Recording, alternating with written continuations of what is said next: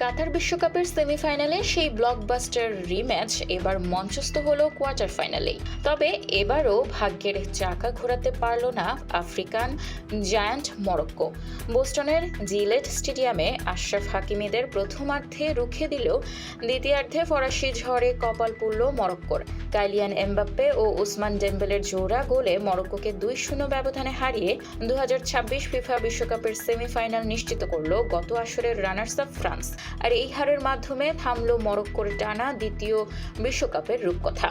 ম্যাচের শুরু থেকেই আক্রমণাত্মক ফুটবলের পসরা সাজায় ফ্রান্স। তবে ফরাসিদের সামনে প্রাচীর হয়ে দাঁড়িয়েছিলেন মরক্কোর বাজ পাখি ইয়াসিন বোনো। ম্যাচের 25 মিনিটে এমবাপ্পেকে বক্সে ফাউল করা হলে পেনাল্টি পায় ফ্রান্স, কিন্তু স্পট কিক থেকে এমবাপ্পের নেওয়া জোরালো শট অবিশ্বাস্য দক্ষতায় ঠেকিয়ে দেয় বোনো। আর এই পেনাল্টি সেভ করার মাধ্যমে এক অনন্য কীর্তি গড়লেন ইয়াসিন বোনো। বিশ্বকাপে এটি তার চতুর্থ পেনাল্টি সেভ, যা 1966 সালের পর বিশ্বমঞ্চে যে কোনো গোলরক্ষকের জন্য সর্বোচ্চ। প্রথমার্ধ গোলশূন্য থাকার পর বিরতির ঠিক পরেই দৃশ্যপট বদলে দেয় ফরাসি অধিনায়ক। ম্যাচের 60 মিনিটে বক্সের ঠিক বাইরে থেকে এক জাদুকরী শটে ফ্রান্সকে 1-0 এগিয়ে নেন কাইলিয়ান এমবাপ্পে। এই গোলের মাধ্যমে চলতি বিশ্বকাপে 8 গোল করে লিওনেল মেসিকে স্পর্শ করলেন তিনি।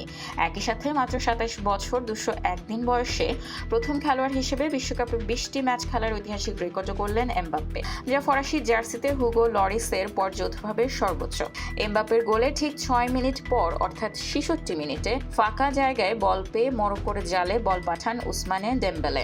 2-0 পিছিয়ে পড়ার পর মরক্কো ম্যাচে ফেরার চেষ্টা করলেও দিদিয়ের দেশমের জমাট রক্ষণ ভাঙা সম্ভব হয়নি। ফাইনালে ওঠার লড়াইয়ে এবার সেমিফাইনালে ফ্রান্স মুখোমুখি হবে স্পেন ও বেলজিয়াম ম্যাচের জয়ী দলের বিপক্ষে।